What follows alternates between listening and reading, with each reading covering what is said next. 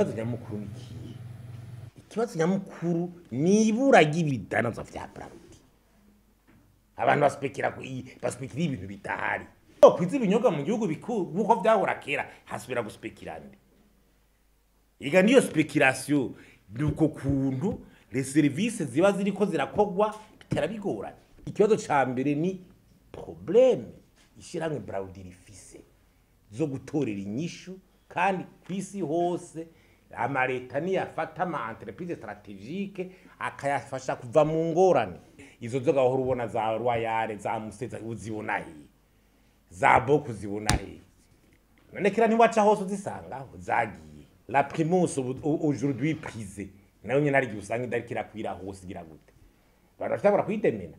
uri mu bakwero kirashiza kwikura mu gisagara yiza abantu bahana kibazo cyakibera ngaho ngabo muvuze ngo zankwe zabutsanzi hari nawe twa ngo ya lisanse ngo rikatuma ngo ya ahubwo uri kurahura uko na ya mashirahamwe rikarakora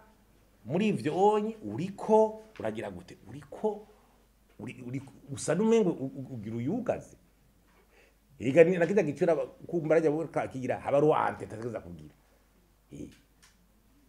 urana abantu bamwe bamenyira dandariza nk'ahantu hasaro nabandi badandariza nk'aho mahoteli akomakomeye hari ibintu byinshi n'ibyo nibiki kusa rera abakozi atayi humva naho utebibuka zugira gute bitera bisubira inyuma ikibazo kai numubwirega no kuvuga ngo umuntu ngo arazo ntumubwiye ngo ukuzori hase nkani miliyo ngo cugende ugurishe ngo 30 mire ngo 20 mire ngo niho ngureke ipera ya mahera igaho na marge n'ubundi ugumamo na marge umuntu agumamo kandi insécurité yavyo mu mwaka ubuhere kandi miliyoni 4 umwaka utanguye muri janvier 10 6 mois après 20 millions none opérateur économique uri kumufata gute c'est une insécurité fiscale notoire none yo planifia gute